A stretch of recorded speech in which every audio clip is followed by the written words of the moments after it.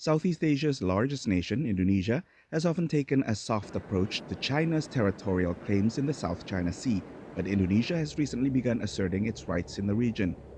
It has been drilling in offshore waters China considers disputed, and joint military exercises with U.S. forces in August prompted a letter of protest from Beijing leaders. Clearly, the standoff last year over Indonesia's drilling in the Tuna Block has really frustrated Indonesia, and it's giving leeway for Indonesia to explore subregional diplomacy, meeting outside of ASEAN with the other claimants, which is something that Indonesia has not wanted to do. The Tuna Block is part of the waters off Natuna Islands, which have become a relatively recent flashpoint. Indonesia considers it part of its exclusive economic zone, while Beijing considers the region part of their traditional fishing waters.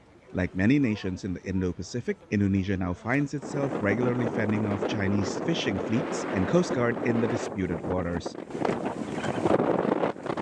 I think China is serious about this. I think Indonesia, being the farthest away from China, probably has experienced some of the least coercion. But quite clearly, China is intending to throw its weight around. Faced with these continuing challenges from China, Indonesia is now reaching out to 5 fellow members of the regional grouping ASEAN, or the Association of Southeast Asian Nations, Brunei, Malaysia, the Philippines, Singapore, and Vietnam, to coordinate their coast guards in the face of Chinese encroachment.